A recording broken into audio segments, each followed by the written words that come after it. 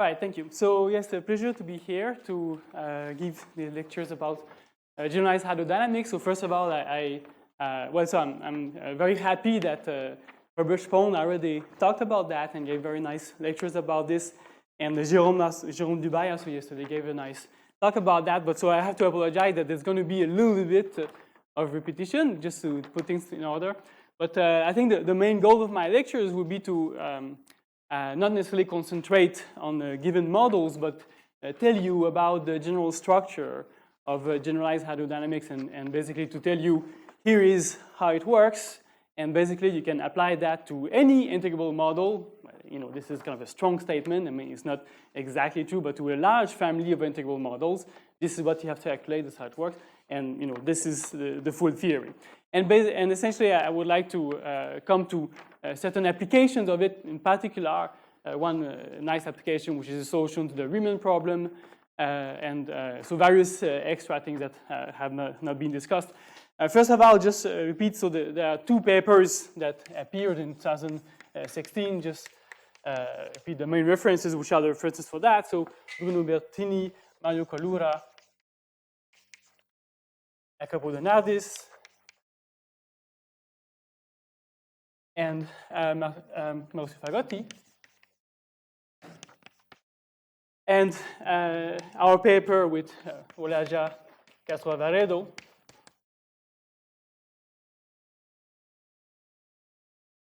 Myself and Takato Yoshimura. And you can look at this paper, this is 2016. And at the same time, when it was published, actually Jérôme Dubail wrote a very nice viewpoint on physics. So Physical Review decided to have an extra kind of little viewpoint written about these papers. So I should just mention this little note, which is, as Jérôme explained things very well, nicely putting things in context. Okay, so it's basically in these original papers, actually, it was a lot already. Yes. Sorry. Yeah. Should I complete the reference? Yes. Yes. Yes. Good point. Yes. So this is Physical Review letters. Physical Review 117. 207201. Ours was Physical Review X, this new journal, and it's 60411065. That reference. Okay. So about the same time, and I mean, basically, both papers develop a lot of the theory. So the paper of Bertini et al. Was developing the theory for the XXZ quantum chain, and our paper was doing it for quantum field theory, including the Lieb-Diniger model, so different class of models. But I think it was relatively clear at that time that there was a general structure quite, quite applicable to many integral models. So already at that time, the general structure was relatively clear, but then one went further and developed for classical models and all that. So this was for quantum models. Okay? Now, so these are the main reference. The way I'm going to do my lectures, very simple. So 2 chapters in my lectures, series. So my chapter 1 today, I suppose, is going to be essentially about hydrodynamics in general.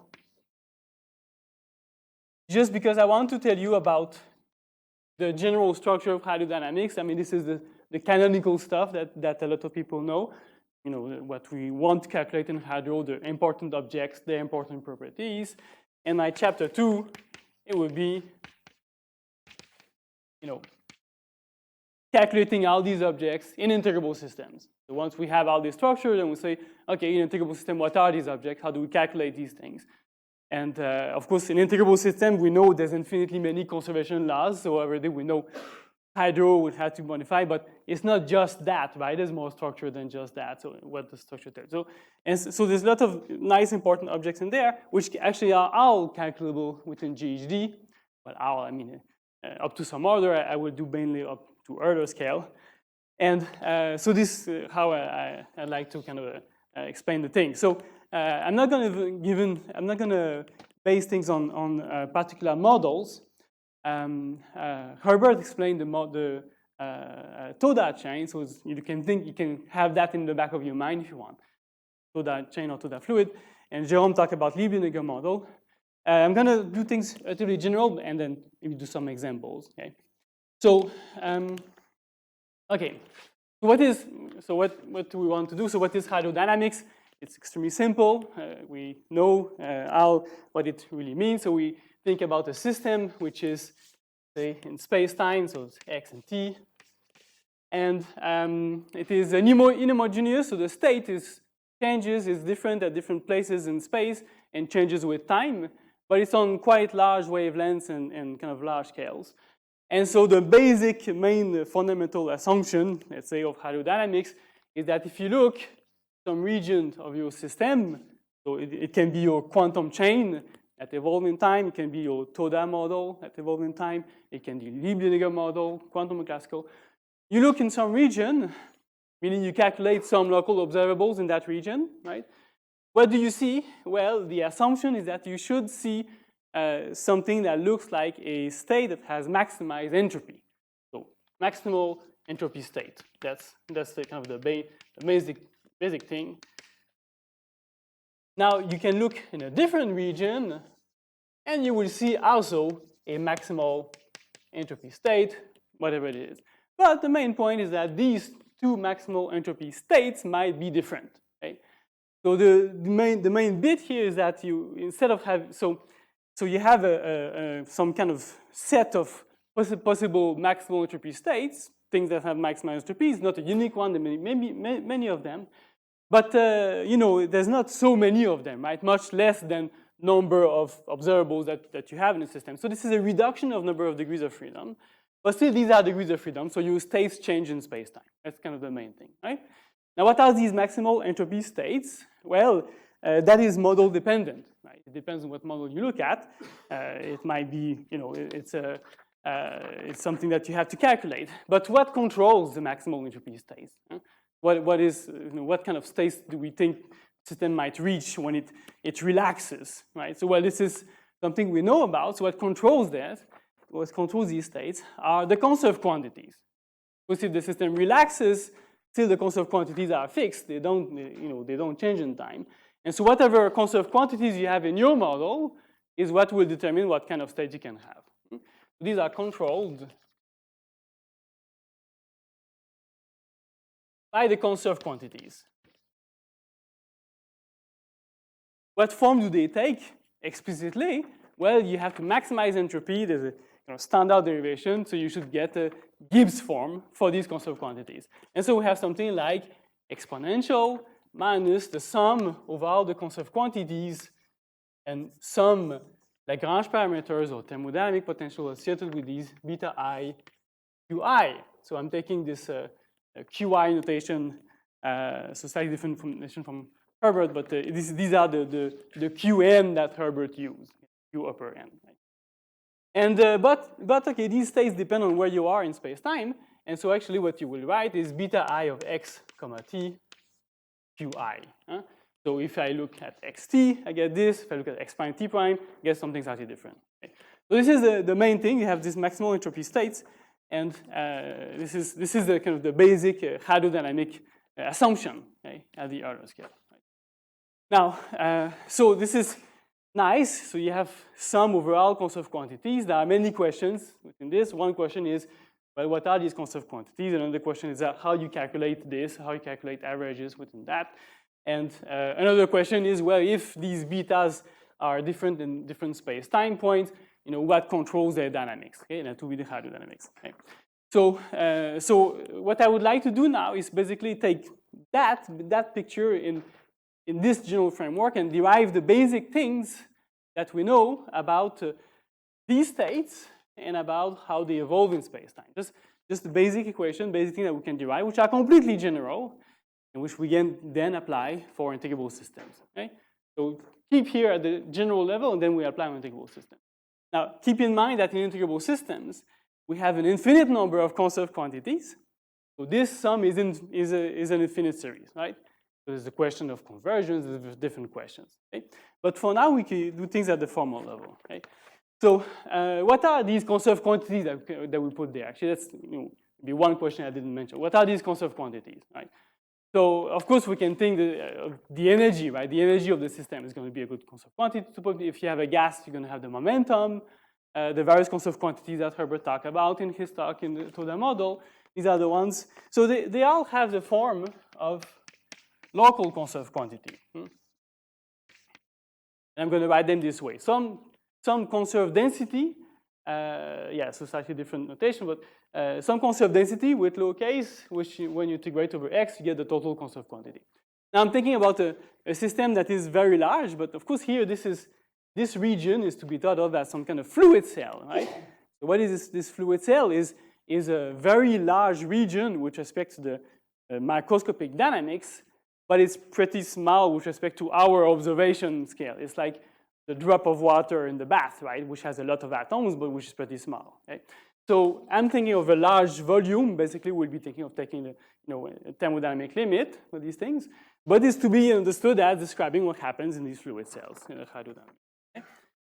So yes, so these conserved quantities. So this is conserved in time. So there's a time evolution, and dtq is 0. And if this is local, that usually implies that there's going to be a conservation law. So there will be an associated current to that. And a conservation law, and that's at the basis of hydrodynamics. Okay? So that's kind of basically yes. In here, okay, let's be a bit careful about that. So I want to discuss that a bit later, but what should I put there exactly? So maybe the way that I should understand this is by some kind of slowly varying beta. So what you have in mind is probably the following. I should write something like exponential integration, maybe, over, I don't know, over x. Suppose I look at a given time slice. Then we're going to have some beta I of x, q I of x. That's what you would like to write, actually. Yes, I mean, indeed, this is not too bad. It's not exactly, I mean, depending what these betas are, this is not exactly the scale where things vary slowly, right? Betas can vary very fast, right? So maybe actually I would like to take Euler scale of that. So I put a beta, say x over lambda here, and then take lambda very large, and then that essentially varies very slowly. And I look at so average of some observables at some position, or maybe in space-time, at, say, lambda y, lambda t, something like that. I look very far and have the slowly varying thing. That's what you have in mind, I think. Yes, indeed. So indeed, this is how I should write that. Now, the assumption that I was making there, hydrodynamic assumption, is expressed precisely by the saying that the limit when lambda goes to infinity of this thing, we're able to calculate that, is equal to raise exponential minus sum over I of some beta I that depends now on y and t and this observable at 0.00 or something. So this is, I imagine that dynamics is homogeneous and stationary, that everything is homogeneous. So when I have, there's a qi here, so these are homogeneous. So this is physically more, makes sense, right? This is the formal limit of that thing. That's the meaning. And this is really like the proper formulation of what I mean by Euler scaling. At least one way, not the unique way. Okay? Other questions? So I do this Euler scaling. I have these states. I have these conserved quantities and all that. Okay. Now, what are these states? So the first thing to understand is the structure of these states. And even if So this, you see that there are at least two things here. There's a Euler scaling limit where I get this, and then there is the understanding of these thermodynamic states and their properties. Okay? Let me describe a little bit these thermodynamic states and their properties. And already in every such state, there's a lot of structure, and one can use that then to write things about the hydrodynamics. Okay? So these maximal entropy states, things like that. So trace exponential minus sum over I, beta I, qi, and some averages. So this is average of O in this maximal entropy state. So what properties do they satisfy? And already within that, there's a lot of things that can be immediately used then to do the hydrodynamics. Okay, and I want to go over that because there's a lot of nice structure which is actually crucial when we do the GHD. In fact, Herbert in his talk yesterday already talked about some of that, and some exact formulas in GHD that relate to such states. For instance, he talked about correlation function in such states, right? 2-point function in such states. And so so there's a lot of things one can say. So let me just tell you the basic things, the basic properties of such maximal entropy states for arbitrary conserved charges, Qi, no matter what exactly they are, assuming there's a certain number of them, no matter how many. Okay? Other question? Yes.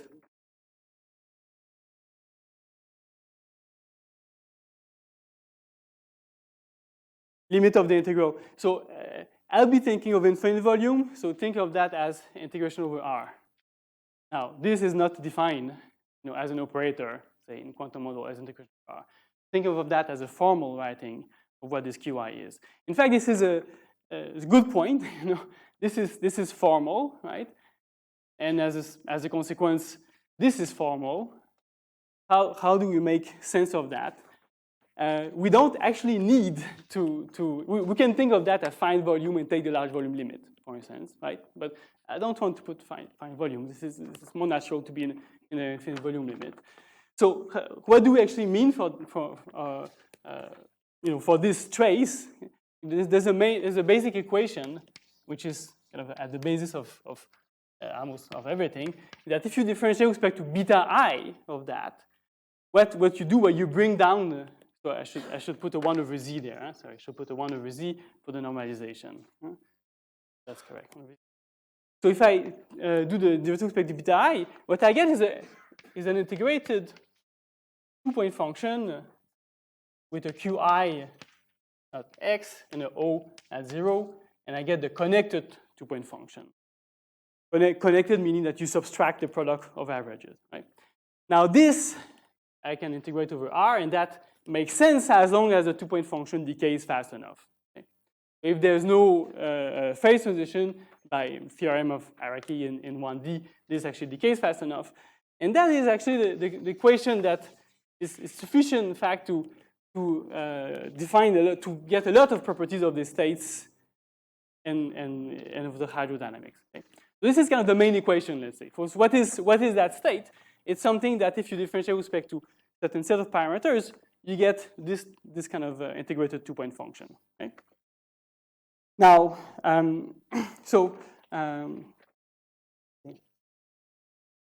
yes. Yes, indeed. Yes, exactly. So in this formulation, no need to be quantum. This is completely general, actually. And in this trace formulation, you can think of that as integration over phase space. Yes. So this is quantum or classical, and everything works without any problem. Okay? Yes.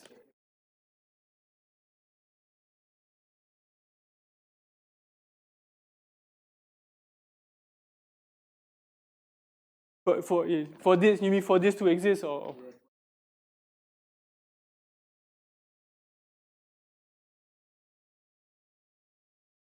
The version. You mean in there? Yes, in there. Yes. Yes. No. Yes, a good question. I don't know. Of course, if it's exponentially decaying, is no problem. If it's power law, my understanding, very a bit naive understanding, but probably correct. It's not completely clear, but Well, so actually, I don't know. Maybe it is that any parabola will make this fail to some extent, or maybe it is that it's a 1 over x squared or 1 over x to some power that's greater than 1 that will work, making this. But I'm not completely sure. But if you think of local Hamiltonians, and if these Q's are locals and all that, then by standard results, this should be exponentially decaying, and then we're okay. Yes.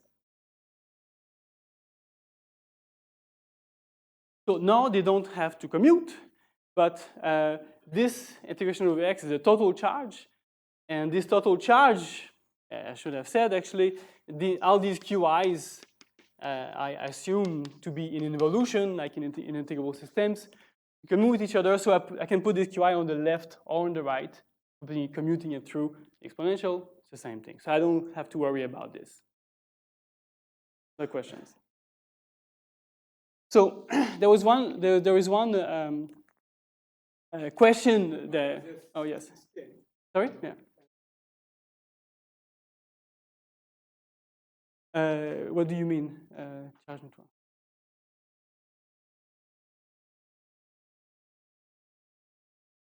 Yeah.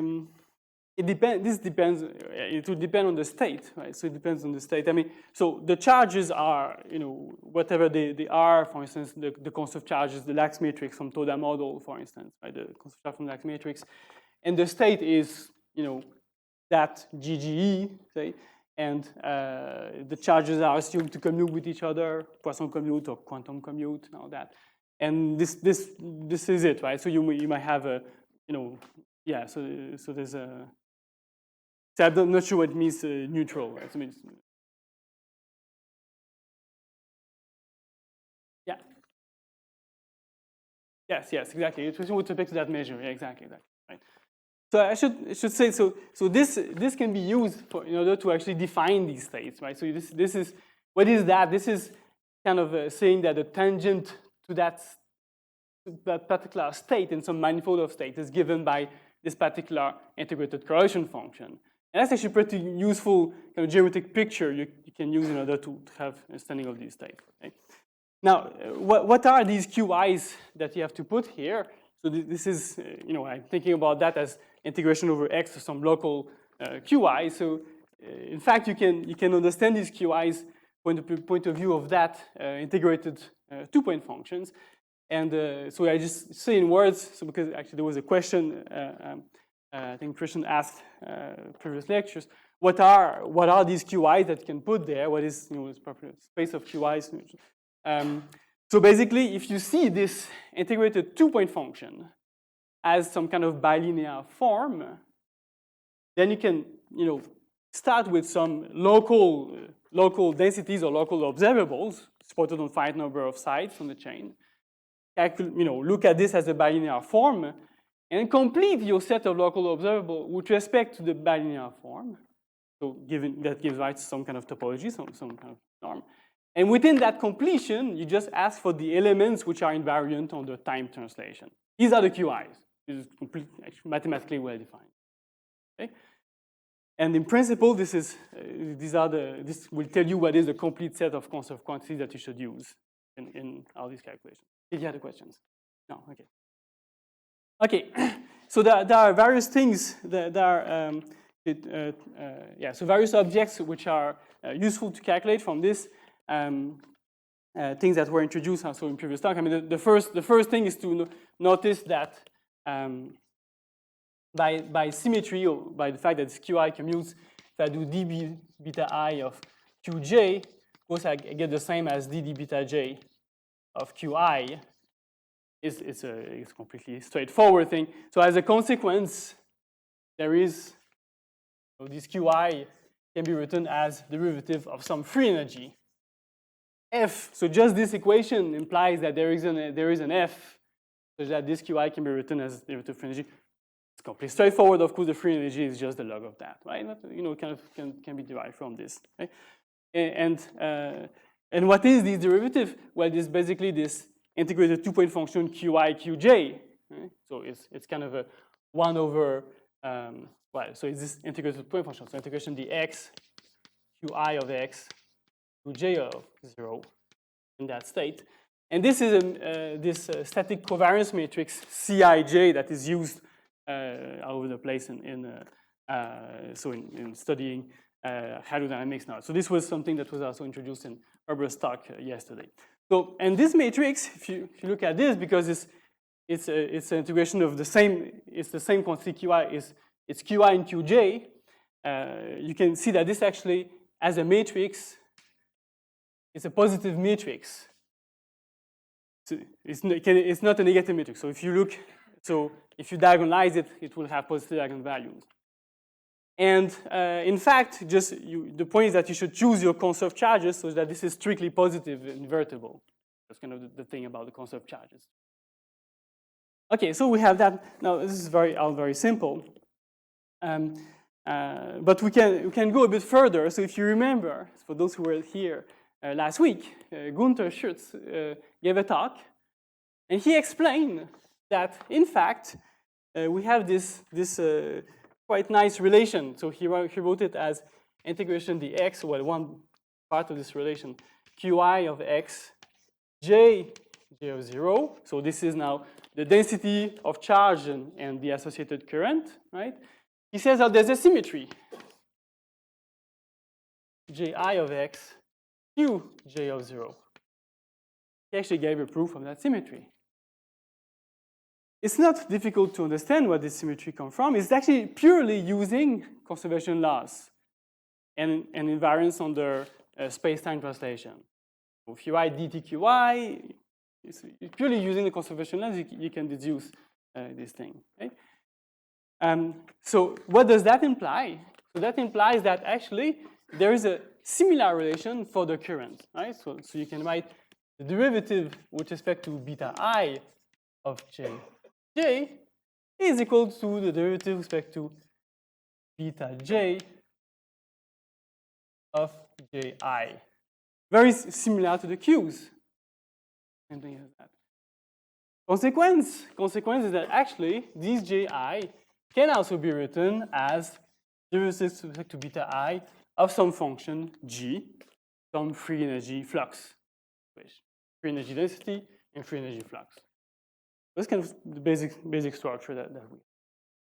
Now, how do we show that? Actually, there's a very quick way of showing that. A quick proof, if you wish. And it's just to say, let me look at this conservation law and let me construct the height field corresponding to that. So you construct d phi I, total variation is qi dx plus minus ji dt. In other words, qi is d phi I dx, ji is minus d phi dt. Do that by conservation law. And then what do you say? Well, you say, okay, let me calculate, say, qi x j 0 in my state. This is just minus dx phi I dt by j. And then I'm using space-time translation invariance to exchange dx and dt. So this is dt phi I dx by j. And that gives, the opposite direction. Then I can integrate. Okay?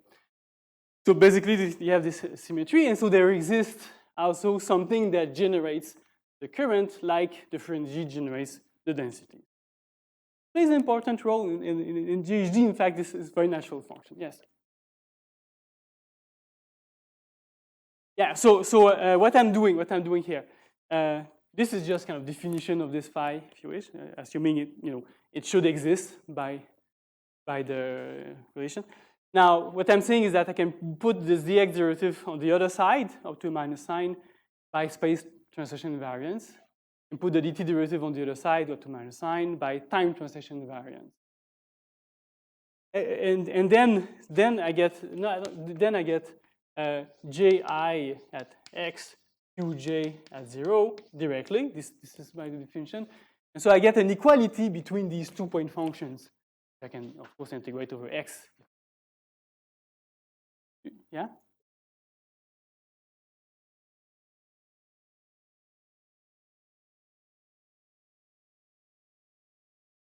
Yes. Yes. Yes, it's not, you know, it's just, it's some other thing. The current current is more important. I'll come to that actually. Current current is more important. In fact, it can be rewritten in terms of these things. And so let me come to that. Okay? Yeah, so I agree. So this is just formal thing, let's say. Yeah. So we have this structure. So there exists this function G that generates the current. And another consequence of this symmetry is that, this symmetry says, so one often, like the C matrix, one often construct what is called the B matrix. So this Bij, which is integration dx, qi of x, jj of 0. Okay? And this symmetry says that this is symmetric, this is Bji.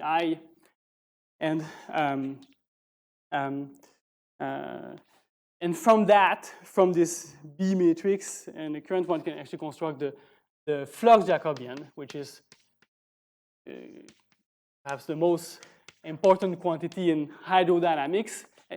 See, I'm not doing hydrodynamics here, I'm just doing thermodynamics, right? It's just maximum entropy states. There are already a lot of objects which are crucial in hydrodynamics within that. They are within that, actually. So I can define them here. And the flux Jacobian is the derivative of Ji with respect to the average Qj. It's a bit of literature, it's called flux Jacobian or linearized Euler matrix, different ways of calling it. What is it? It's just the derivative of Ji with respect to Qj, meaning that you look at Ji average, which is focus function of the betas, right? But of course, you know, you have as many betas as you have average of Qs. And because this matrix is positive, you know, this transformation from the betas to the Qs is invertible. And so I can see this J as function of Q and then use chain rule, basically. And if I use the chain rule, this was nothing else but B times C inverse Ij.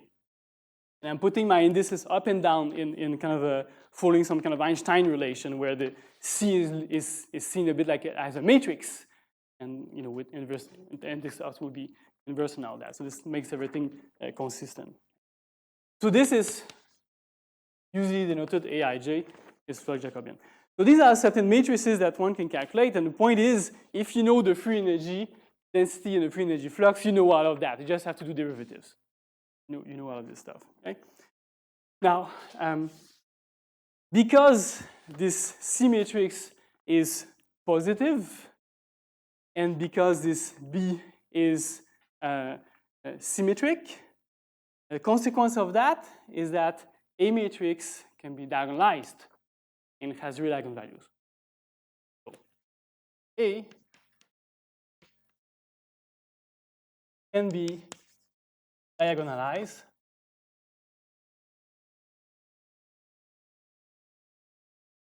with real eigenvalues.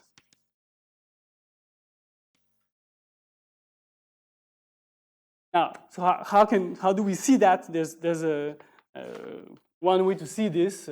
One thing that you can do is construct the inner product based on the C matrix, which positive invertible, so I can do that. So you see something like if I have two vector V, comma W, their inner product is going to be sum over Ij, Vi, Cij, Wj. This is the inverse matrix. This is C with upper indices is the inverse matrix. And with respect to that inner product, on this inner product, well, A is symmetric. It's just you know, from that relation, right?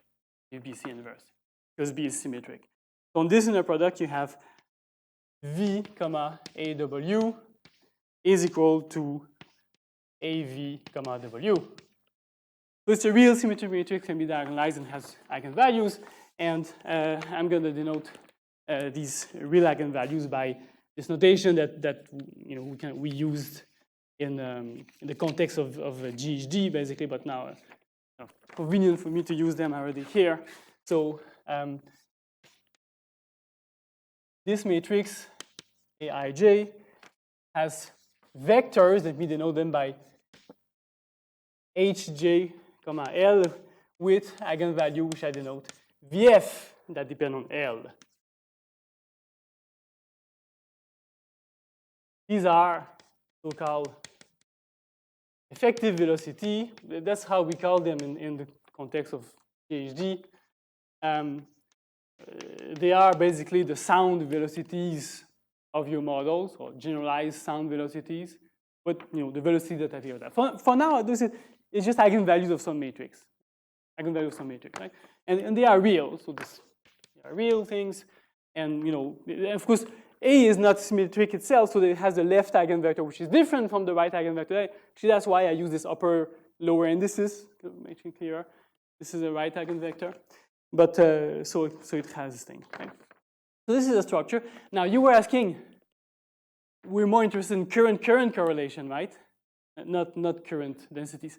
Let me indeed discuss that. So all this nice structure already can tell us something about an important object, the Drude weight. A lot of you have heard about the Drude weight. It's supposed to be associated with ballistic transport. Right? So it can be defined in different ways, but there's a Kubo type of formula for the Drude weight.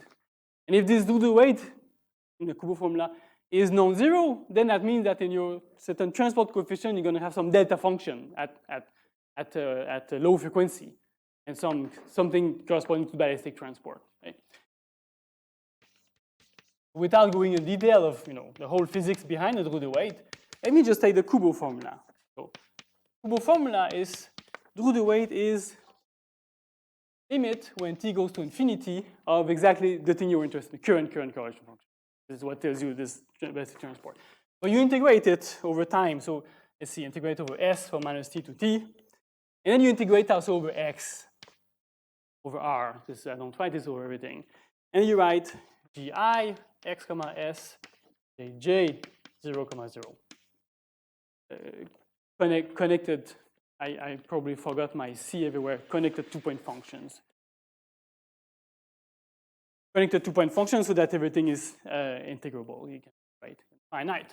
Now, Drude weight, usually you think of a weight, a single number. Actually, it's a matrix, because you can do that, you can do this calculation for any of the currents that is available. In GG, it's going to be an operator or some infinite dimensional matrix, right, that we can think about. Okay? But for now, it's just some matrix, and I'd like to calculate this. Okay? Now, what is this? Well, I told you about this integration over x being understood as some kind of inner product. Right? This is some kind of inner product. Right? So let me write this as inner product, say parenthesis qi comma o. This is my inner product. It's just you take two densities and you integrate 1 over x. Correlation function, integrate 1 over x. Right? And so that is then nothing else but limit when t goes to infinity, integration over L. Oh, sorry, I should divide by 2t here. Sorry, this is a time average of the space integrated current. Maybe you were. Time average, 1 over 2t. So from minus t to t, the s of exactly my inner product, ji comma jj. And so I write ji of s here and jj of 0. I don't need to write the position. It's just the time, right? Because the inner product is integrated over position. So time integral of the inner product, current.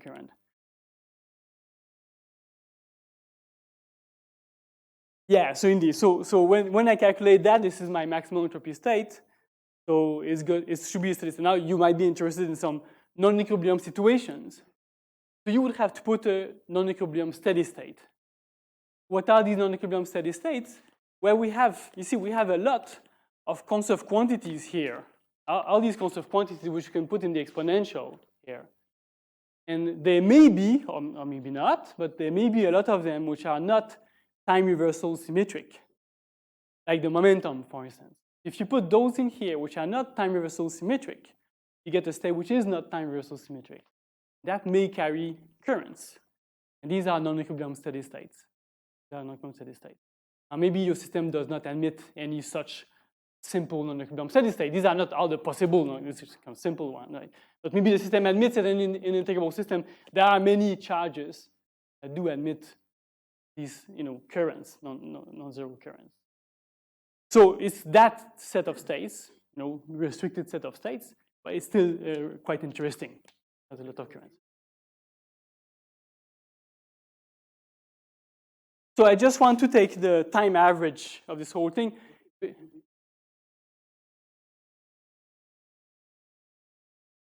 So I would expect, so you see, this is there ballistic transport or not? If there's no ballistic transport, then yes, this decays in time and you get 0. Yes. If there is ballistic transport, then you would expect that the large time limit actually exists in finite number, and then this gives that number. Yeah, that's not quite. I'm not sure how to call it exactly, to be honest. Yeah. It's not the Kubo formula for diffusion. It's not that. Yes. This is for the Drude weight, for the thing that does ballistic transport. So of course, in many situations, it's going to be 0. If your system is purely diffusive, this is 0. It's really the ballistic thing. But in an integrable system, there's so much ballistic stuff. It's the most important thing. So then this is important. Other questions? Yes.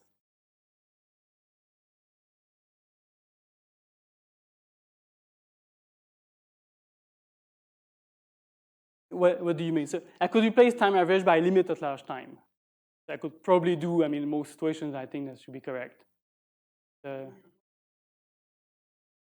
Yeah, so of JJ, so 2-point integrated 2-point function at different times. The integral over time? No. First over x and then over time. Different. I think.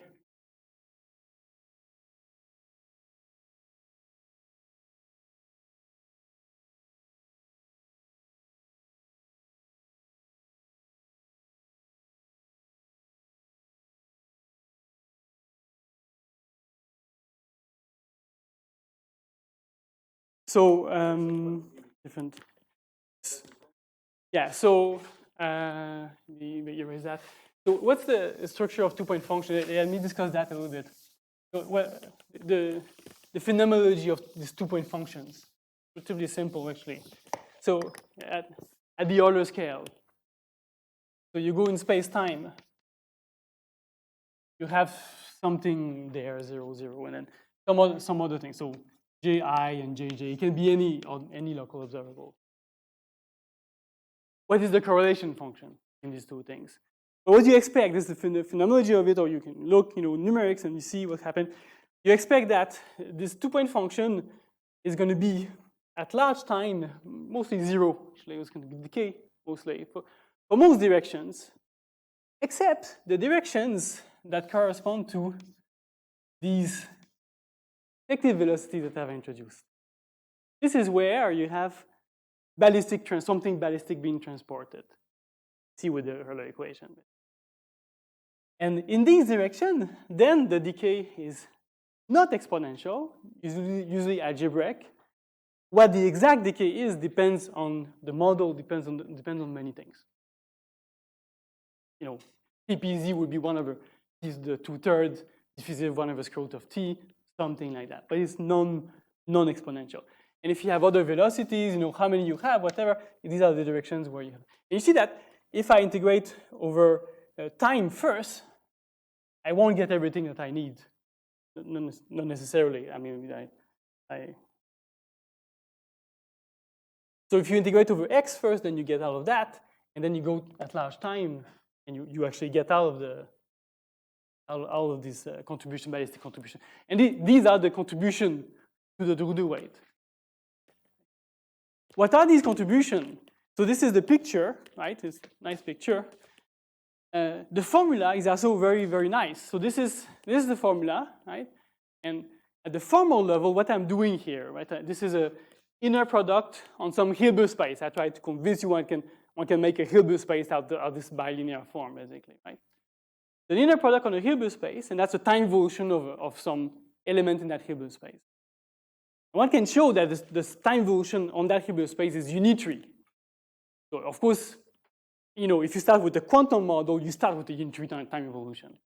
The classical model, you start with maybe some Hamiltonian or something like that. Okay? Well, here I construct a Hilbert space, and I look at this time evolution. I can ask, is it unitary or not? And from basic arguments, some assumptions needed about the basic time evolution, this is actually unitary.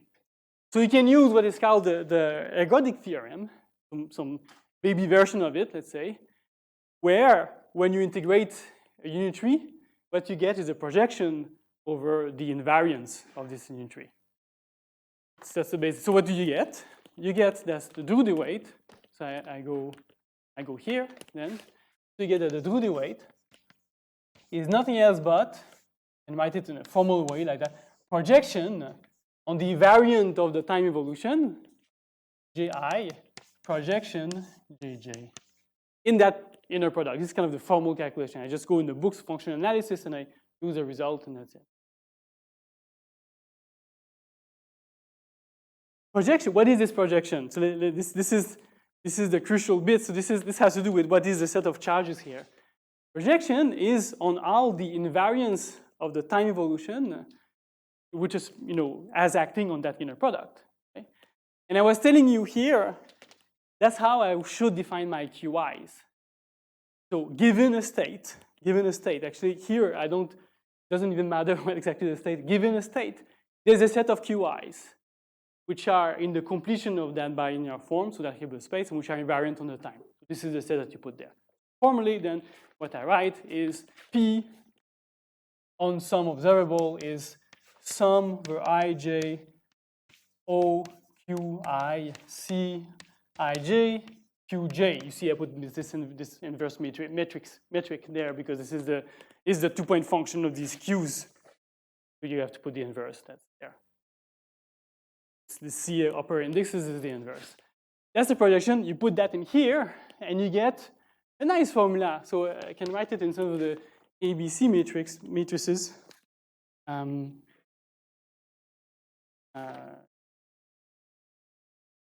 Where?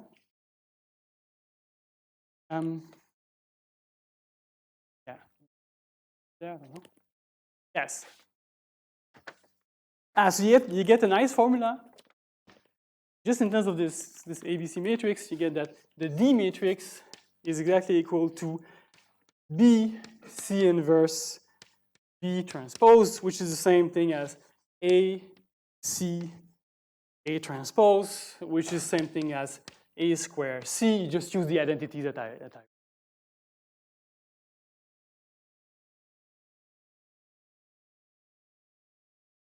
So this is so the assumption there's not much assumption. So the assumption is that this two-point function exists for there's a set of local observables. Two-point function exists, and that the time evolution on that is unitary. That's the only assumption actually. No, because this is this is bounded by basic principles. You don't need any organicity. It might not. Yes, I mean I don't know, right? There is ballistic transport, right? There's ballistic transport. So I refer to the ergodic theorem here. This is called the ergodic theorem, or von Neumann's ergodic theorem, or something. Which just said that if you integrate a unitary operator, actually the theorem is if you sum over powers of the unitary operator and divide by total sum. What you get is projector over the variance. That's how I use this very, very general thing. It actually can be shown rigorously. I mean, from basic properties. Yeah. Yes. Let's say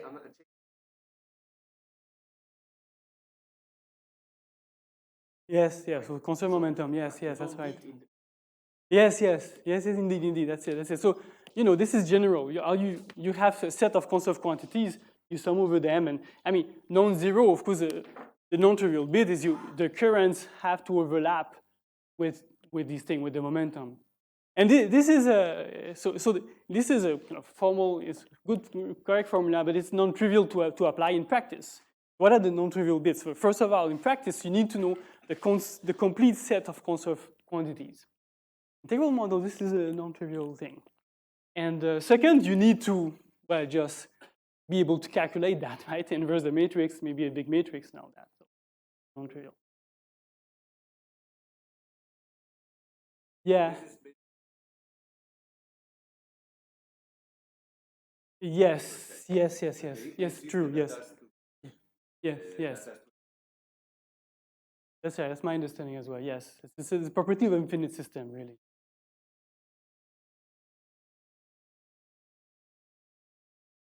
Yes, indeed. Yes, yes. That's actually an important point I wanted to make, thank you. So that's why I'm you see, I'm not doing the hydro there, I'm just saying, look at these states and nothing else. Everything is in it. Well, a lot of things are in it, actually.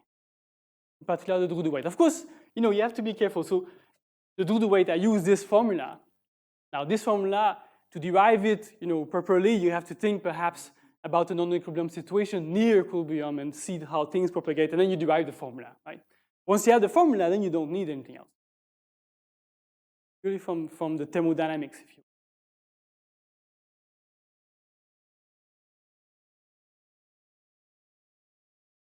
Yes, okay, so let me discuss that, thank you. So Mazur bound, so Mazur bound is a bound for, say, one given element of Drude weight, say, like for the same current, usually you take the same current, okay? And it says that this is greater or equal, then basically my notation, the overlap, okay, let's say II, okay? The overlap between this current and some conserved quantity, square divided by basically this conserved quantity square as a bound. In my notation, you can see it in literature in different notations, same thing. This is just a consequence of projecting this matrix over a subspace of conserved quantities, here a one-dimensional subspace. So this is a consequence of that formula. So Mazur bound inequality. I get equality, an exact equality. Sorry? You mean this one? This one? Yeah, I don't know how the LT is called. It's of course well known. I don't. Maybe Herbert knows what it's called. I don't know. Yeah. So this is the non-trivial question. Let's say you need all of them. What is all of them? Well, those that all of the invariants and the completion, blah blah blah. So it's non-trivial. So of course, in practice, it's hard to apply. I mean, if you have just standard hydrodynamics, if you know that the only thing that you can, you just have 3 conserved charges, then okay, you just put them and that's it. It's relatively simple. But the integrable system in particular is hard. It's not an easy question. And there was integrable system. There was a lot of question about Drude weight for the spin transport, and all the conserved charges that were known, in XXZ or in XXZ, for instance.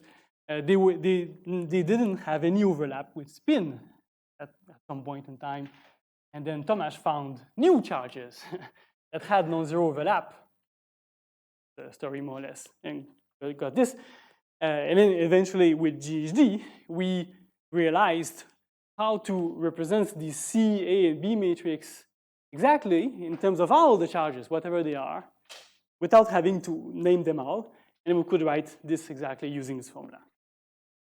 This was one application. Okay, yes. Other questions?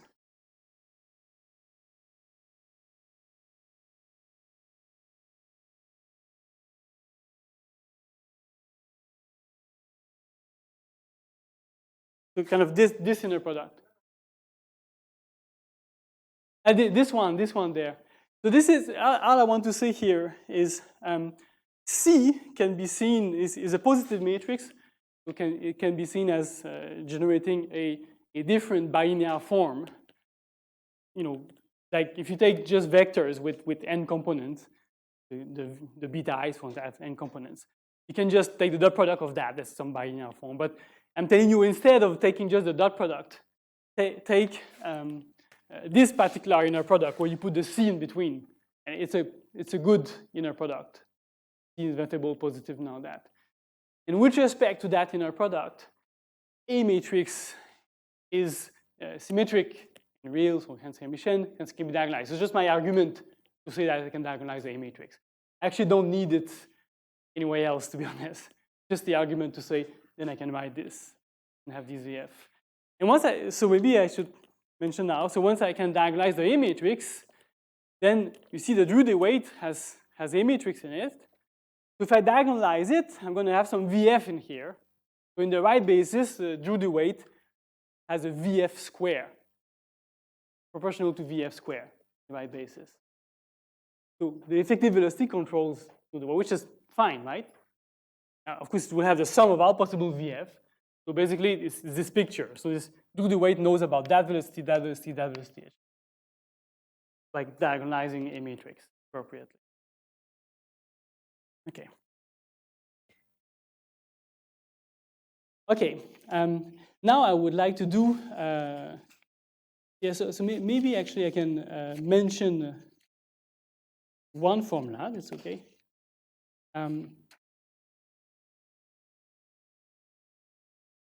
Just mention this because it's a beautiful formula. This ballistic transport, one can do a bit more than Drude weight using the ABC matrix. So one can look at two-point functions still in these states, maximal entropy states. So no, just two-point functions within that. And you define S of, say, KT for two observable, O1, O2, as Fourier transform so as a limit, the Euler scaling limit when k goes to 0, k is a wave number, t goes to infinity, t is time, with kt fixed, of the Fourier transform e to the I kx of the two-point function in that state, this maximal entropy state. So O1 x t O2 0 0 connected two-point function. So Fourier transform and then the large time limit but the small wavelength limit simultaneously. It's kind of this Euler scaling, right? So this is some function of kt. And so I told you that the Drude weight can be written by projecting. In fact, this is a complete general statement that this function of kt with two arbitrary observable can also be written by projecting over the conserved quantities, PO1, PO2. In other words, all you need to know, in order to know of this Euler scaling two-point function, you just need to know the Euler scaling two-point function of the conserved fields. And you project your observables on conserved fields. So you project your observable here on the conserved field, you propagate the conserved field, you project it back there, and you get the whole correlation.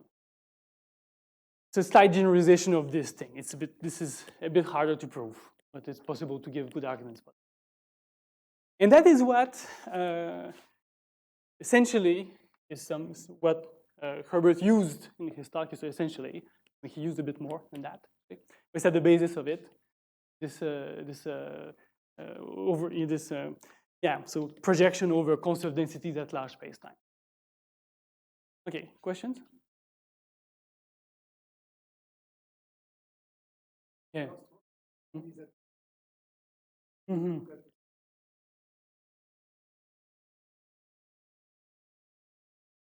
Yes.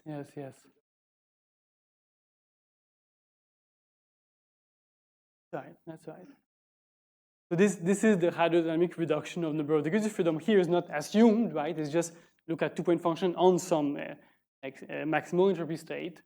It's kind of a weaker statement than a true hydro, if you wish. But I think this statement can eventually be used to probably prove hydrodynamics at lower scale. Yes.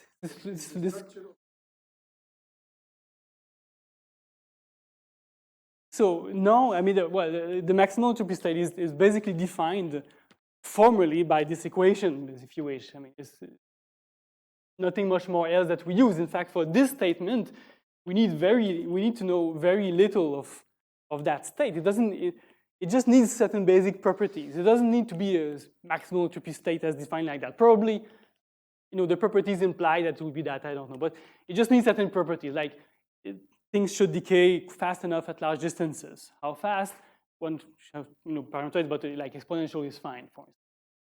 And there's also some kind of assumed decay at large time. As I told you here, the observables, they are strongly correlated, but still decaying, like power law or something like that. So you do need to assume that, which is rather hard to show, right?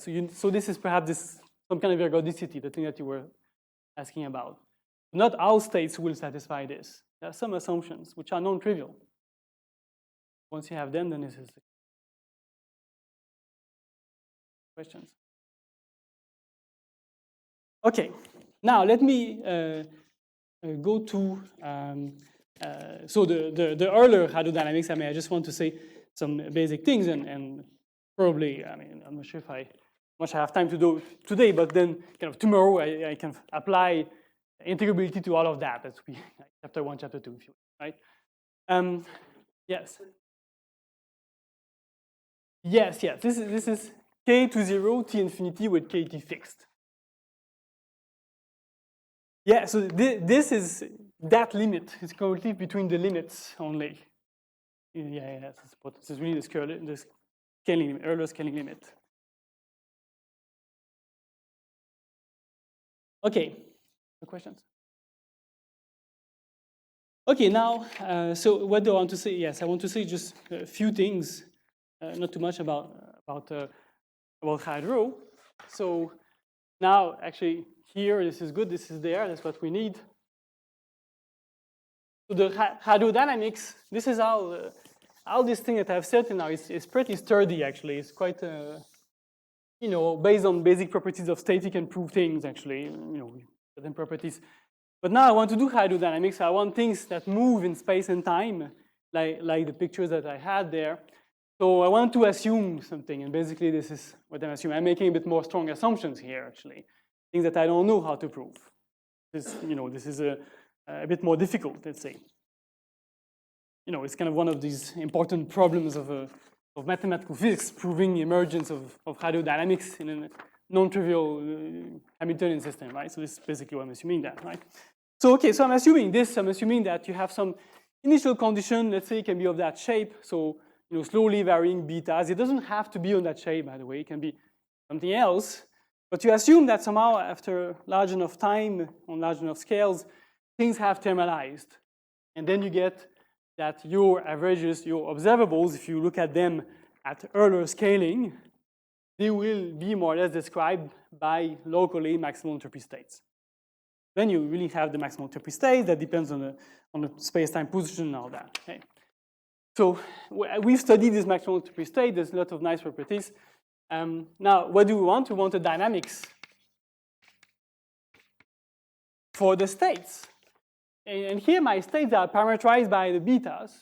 So I can ask for the dynamics for these beta of, well, let me use x and t here, beta of x and t. So an equation like dt of this equals something, right? That's what I'd like to have. Or I don't need to use the betas as parameters for the state. I can use many other variables, of course. Or maybe a dynamics for these q's. So let me write this qi. And then I'm going to put qi average. Well, actually, to simplify notation, I will put qi with a bar on top of x and t. And what is that? This is just the average of the qi in the state beta of x and t.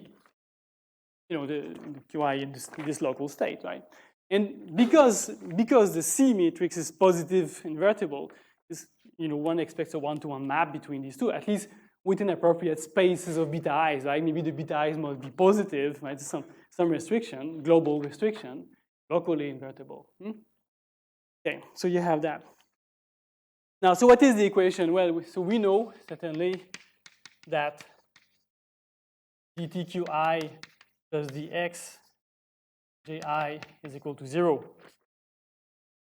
Macroscopically, this is a macroscopic equation. And the whole thing about hydro is just to rewrite this macroscopically. right? That's the only thing. So what we see that this basically implies in some way, we can argue for that and with different levels, that the same equation holds for the averages. So actually, well, let me write that more properly here. For the averages of these QIs in the moving state.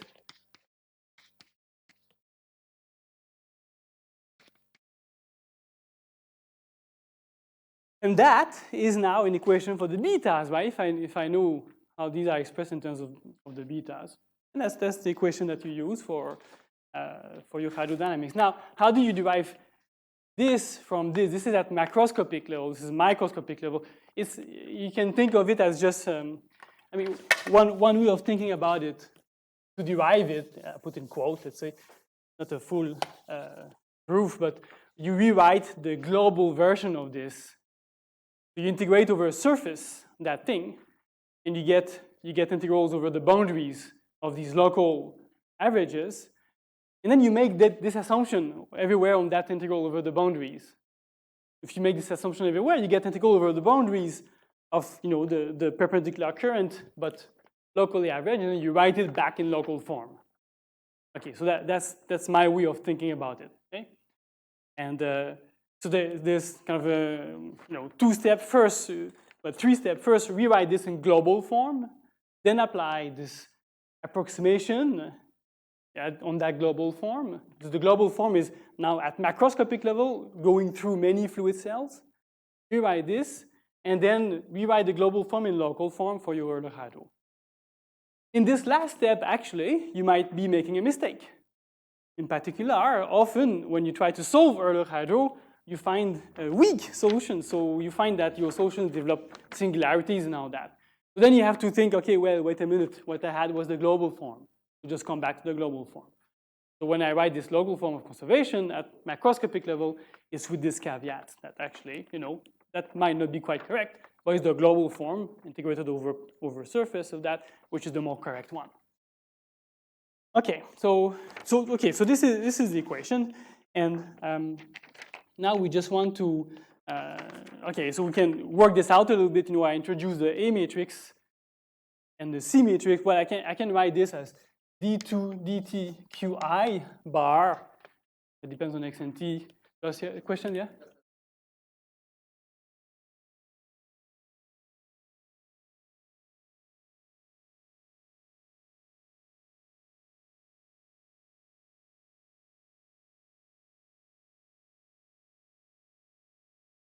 Yes, for sure, yes. Work with the Qs. Yes, so especially in integrable system. So this I think my understanding of that is the betas that we use in integrable systems are probably not very good system of coordinates in many situations. For instance, there is this known result. You do Liebigneger, then basically the higher charge, local charges just blow up, right, in many quenches. So it's just the wrong coordinate, let's say. So I agree with you that if I think of that in terms of betas, I choose the wrong betas, might be a problem. I think what, the basic principle here is we should think of that as an equation for a local state, whatever the coordinates. And so these betas are just not the right coordinates for some, so we have to rewrite this in an appropriate way. Yeah, there should be some assumption, but what is beta here? It's a bit of a formal way of writing it. Probably in these cases where the local charges blow up, these are states where you should use a basis of quasi-local charges. So U betas now would be an infinite set of quasi-local charges that converge appropriately and all that. So you've got the basis you choose will be state dependent. And I think, so this situation, I think this is what the situation here. So here I'm still at the formal level, and then eventually I have to be more precise, and then I get into this kind of question. Other questions? Okay, so then I have this equation which was written before, so the quasi-linear form of the Euler equation, which involved the flux Jacobian. And here you see now, so now you see much more immediately the meaning of these effective velocities. the meaning of this effective velocity, because you can say, let me now diagonalize. So find a matrix conventionally denoted by R, such that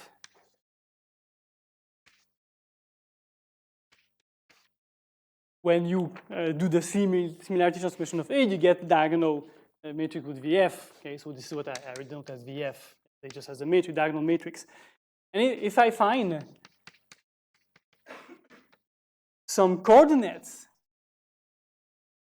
which now depends on all these Q's, all these average Q's, such that this R matrix is a Jacobian of transformation, then the equation I get is going to be not only quasi-linear, but it's going to be diagonal. So I get dt and I plus df I dx I is equal to 0. So this quasi-linear form can be diagonalized. I just have to find the right coordinate whose Jacobian has the right form, you know, and then I get something that's diagonal. And this is very useful. This is the most useful form of the Euler equation. Because in general, it can be difficult to find these coordinates. This is actually a difficult problem. It's a very, very difficult problem. Given a model, how do you find these? We actually worked them out in the conformal hydrodynamics, in particular, ordinary hydrodynamics with finite number of quantities can be worked out in higher conformal hydrodynamics. But in general, I don't know if you can always find these coordinates. But in integrable systems, we can find them. That's one of the big things of integrable system that you can think exactly. And then this is very useful. And in this form of the equation, you see quite immediately that these effective velocities represent the natural velocities of transport. Yes? So in Herbert's talk, he had a row, I don't know how to call it. One of them, row U or something. No, so row Q maybe, I don't remember, yes. He showed yesterday actually, exactly. Has this row Q, so some particular density of objects first was corresponding to this n. This particular. I'll work this out in the glory detail tomorrow and explain exactly what is the n, try to make the connection with Herbert's stuff. Not the W. So you see, this should be a state characteristic, something that characterizes state. The W he had, this was the velocity. They don't characterize. So it should be a function of W that characterizes state. Filling of particles. So you had this filling of particle rho W. This is what characterizes state. In fact, there were two objects. And one of the objects was very much like the Q's, and the other was very much like the N's. There's two natural objects. These are certain density of particles. They're very natural in the integrable context.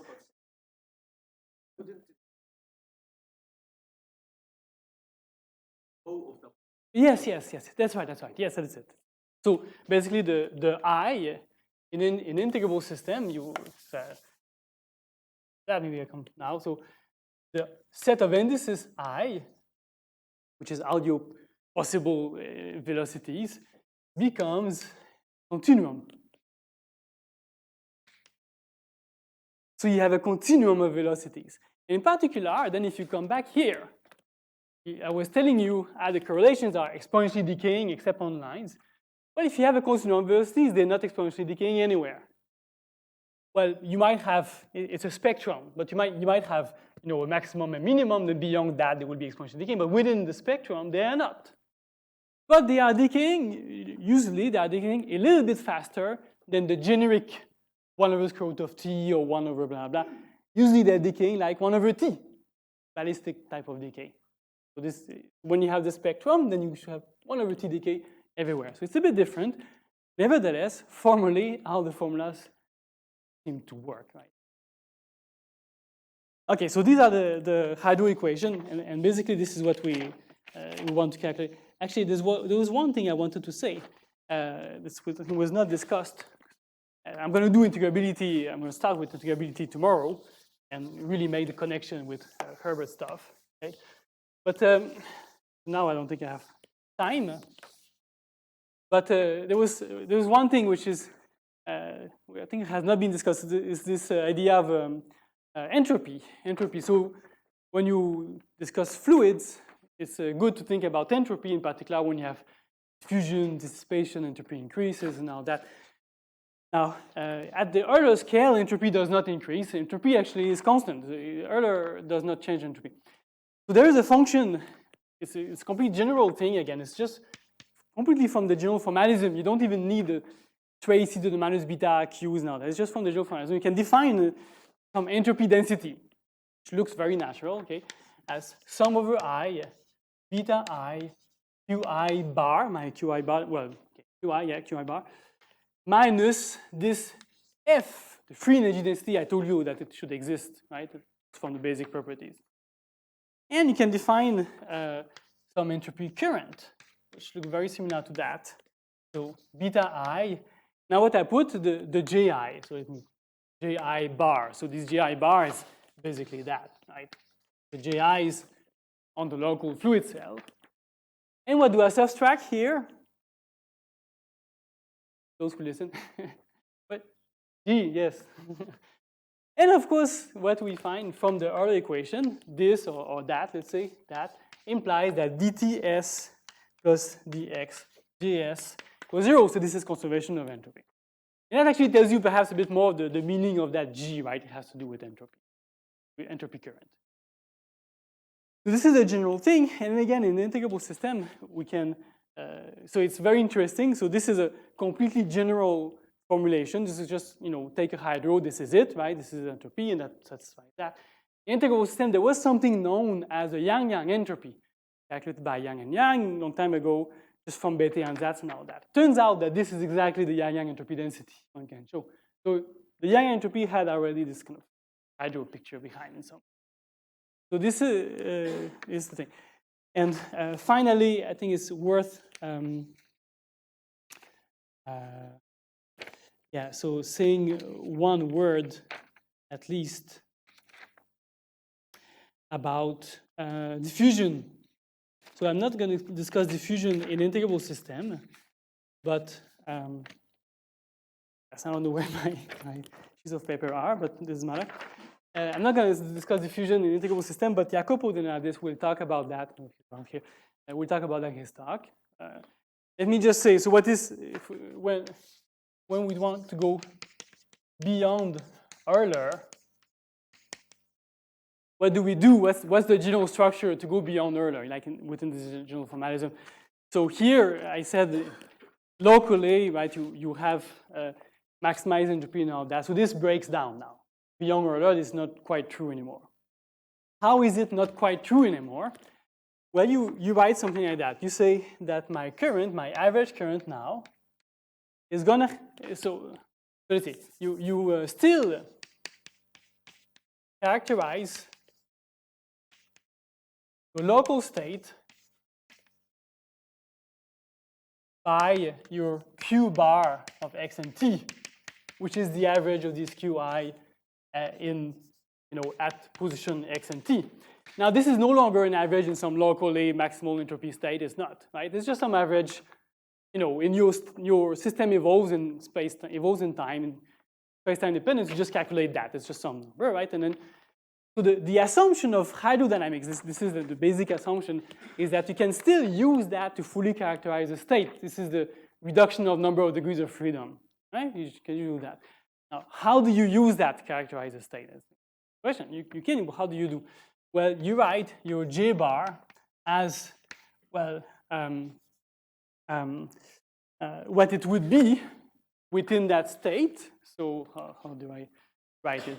Well, something like, raise exponential minus beta I xt qi beta j qj ji, where these betas are from the mapping q to betas in the maximal entropy state. So this is really just, the maximal entropy state stuff, plus a correction. So this is that plus a correction. And the point is, what is this correction? This is basically a derivative expansion, right? So the correction is going to be sum over j, sum operator diffusion matrix, DIJ, and then dx of this q bar of j. That is the main assumption.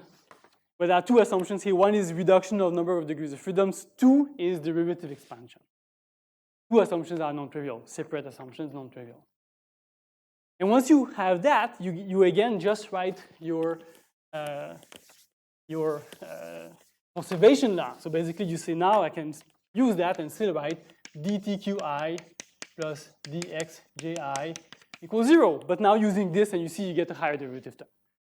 That's it, right? This is diffusion. And the question is, what is this? It's a function of the q bar, of course, at xt. What function is it? This is a complicated problem, of course. This is actually a non-trivial problem. These are the various coefficients that arise in hydrodynamics, how you calculate, and diffusion is one of the most important one. There is a green Kubo formula, I think this is the correct name, green Kubo formula for diffusion matrix or for something related called the Sagar matrix, which is something, I think there was a question, which is something like that. So maybe I tell you the green Kubo formula. It tells you that if you take this D matrix and multiply by C, essentially to lower an index, C is your metric, kind of lower an index, okay? This matrix, which is called Sagar matrix, usually denoted by L, this particular matrix, has an expression a bit like that, like Drude Weight, but totally different. And what's the expression? Well, it's again a time integral, as dt from minus infinity to infinity, of what? I'm going to erase this, of current, so of a space integral current, space integral current, but from which you subtract exactly the Drude weight so that the time integral may converge. So, you know, if this Drude weight is non-zero, certainly the large time limit of the space integral, you know, it doesn't decay. So it is probably, you know, something, it's probably the Drude weight. So you subtract the Drude weight, and now that might converge. Actually, there's no guarantee it does converge. This might. You might need to subtract more stuff for it to converge. If you have super diffusion, for instance, this does not converge. Then you have other things. But if you have diffusion, this is the right thing.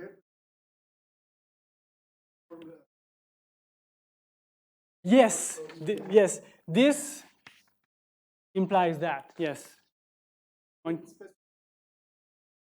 So you need properties of the state, yeah. You need a, so what you use from this to this, you use the conservation laws and use appropriate clustering at large space distances and appropriate, you know, basic properties of the state. But in the end, it's possible from this to actually prove that. Yes, that's right. Yeah. So you think you have maximum entropy state? Yes, I think that's. Now I don't know about the kind of rigorous stages of this derivation. I don't think it's rigorous. I mean, I think there's probably some various assumptions being involved. I don't know exactly. But so it arises, yes, essentially that, yes. So because you have larger variation, it's not so smooth as it was in Euler. It's larger variation. You have derivative expansion, then you have dissipation. Yeah. And you talk about dissipation. So this matrix is a positive or zero. I'm not saying it's purely positive. And if you use this gradient expression, what you find is that the entropy with the same definition as there is actually a term. So it has a specific form like that, sum over I j dx beta I Lij dx beta j, and that's positive. So you actually find positive entropy production from that diffusion term. So once you do gradient expansion, assuming basic thing on the states, you can rewrite it in the green Kubo formula. And purely from this, from the gradient expansion, you can work out what the modification of entropy conservation is, and it is now not entropy conservation anymore. There's another term, and that term is strictly non-negative entropy production. Okay, that's all I wanted to say today. I guess Yes, time is, I don't know how much time. Oh yeah, I have 7 seconds, excellent. So yeah, so tomorrow, so this is the structure, and I would like tomorrow to explain to you, and maybe not derive everything, but explain to you how essentially all these elements can be written for integrable systems in a quite a generic way. Okay? Thank you very much. We have 5 minutes question and comment. So do you have questions or comment?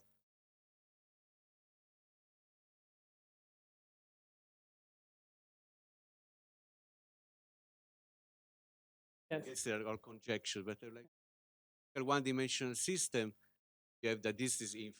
Yes. Yes. What happened?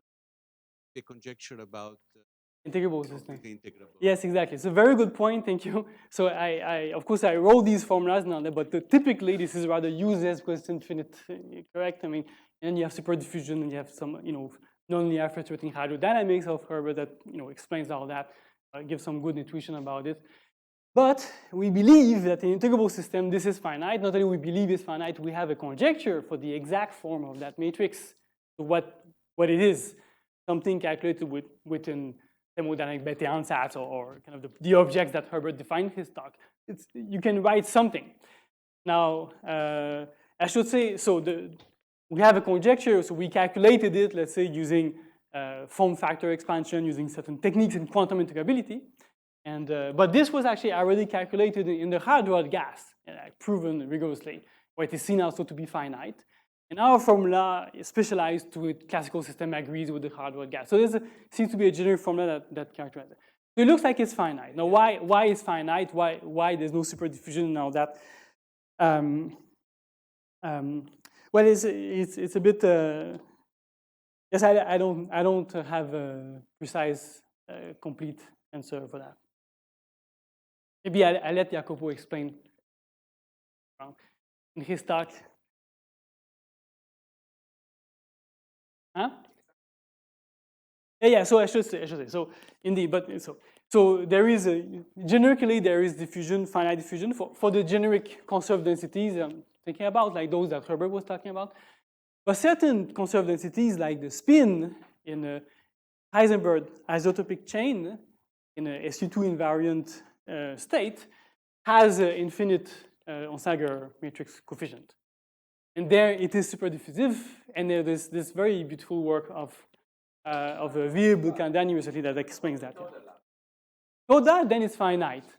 That's what we expect. Of course. I mean, then we have formula that Jacopo is going to explain for what this matrix should be, and it should be finite. Yes. So this is useful in integral model. Let's say this bit of the theory.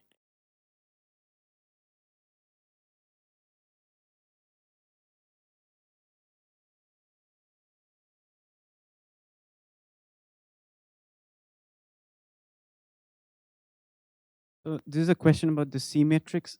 You say that the eigenvalues should be positive. For the A matrix, the C matrix, yeah, I can be positive. It's a positive matrix. Yeah. So what are the assumptions under which? So okay, let me tell you a bit more. So the C matrix is there. So find it like that: Qi of x, Qj of 0. Integration over x. Now why would that be positive? At least I can tell you why it is non-negative. So you can write this as a limit when L goes to infinity. L is not size of the system, just some number there of integration dx from minus L to L, Qi of x. There's a 1 over L, and then there's average of this, and integration dx from minus L to L, Qj of x, connected to point function. Now, this means that the C matrix is basically 1 over L times the average of product of something that is symmetric, of two observable. And if I look at CII, for instance, it's going to be something square. If this is indeed a real, like Hermitian conserved quantity, like a Hermitian observable and all that, or real variables in classical system, this is the average of the square of something. If this is really a good, well-defined measure, then that should be non-negative. If it's QI, like it's a correlation function. Then if positivity just means that if I take any vector, something like a vi cij vj is greater than 0 for all vectors v. Basically, that's what I mean by positivity. So any diagonal bit is greater than 0. So if I put vi vj here, again, I have the square of something. And So this that is looks not like an integral of a correlation function at separated points. I mean, but that correlation function itself is not guaranteed to be positive all the time. No, exactly. Yeah, exactly. But so as a matrix, it means that this is the inequality that you have. You can show from the fact that you have a measure and you have evaluating that measure the square of a real observable. So one can like find a basis always in which there's such a thing is. Yes, indeed. Yeah. So if you find if you diagonalize it, then because of that, then every element on the diagonal are going to be positive. From that argument, so I should say, there's a 1 over L here. From that argument, what I find is that this is non-negative. I need to take a large L limit. But what I'm saying is that if I have a Q such that this gives 0, I should discard it from my set of conserved quantities. It won't do anything in Drude Weight, for instance, of the wrong Q. And then you make it purely positive.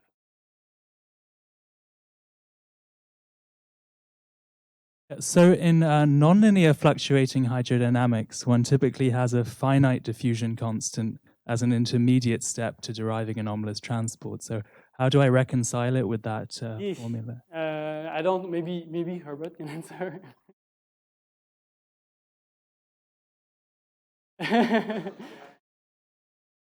You have an argument? I don't know, so you should tell us, yeah. Yeah. Yes.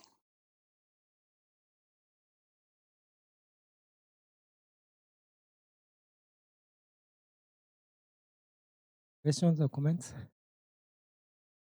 If not, it's time for let's thank speaker again.